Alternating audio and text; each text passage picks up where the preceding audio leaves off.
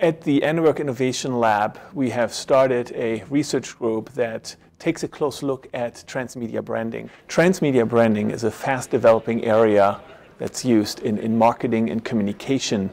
And what we want to do is brainstorm and work with a large group of experts in the field on figuring out the design principles and also the ethical principles for transmedia branding. So transmedia by itself simply means across media. We started the day with a question of what is a brand? And I made what I hoped would be a provocative statement that the most powerful transmedia brand of the last year had been Occupy Wall Street.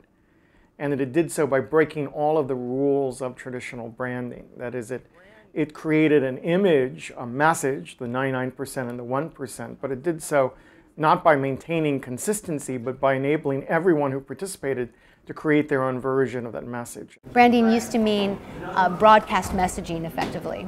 Like, I'm going to control my message and I'm going to send it, I'm going to spray and pray. I'm going to send it out to as many people as possible and hope it picks up. That's the key thing, is that the extent to which the old makers of commercial meanings are now obliged by the transmedia revolution to loosen their control of the meanings they want made. For us, we've added to that this notion of participation and the idea that brands should create new kinds of relationships to consumers which encourage their creative participation, that brands learn by freeing the public up to play around with their iconography rather than trying to shut it down and restrict it. We talked a lot about this notion of how customer engagement and how brands are represented in the world today has fundamentally changed.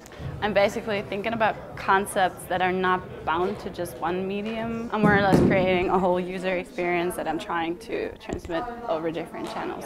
The think and do process is it's an ideation process. One of the goals is to develop networks of those people with a common interest who can get together with us for a day. We act as Switzerland here at the lab, and we provide an open space for dialogue for sponsors who might on occasion be in competition with each other to really have an opportunity to meet and converse and talk about the problems that they have and realize that there's synergies across all these major corporations.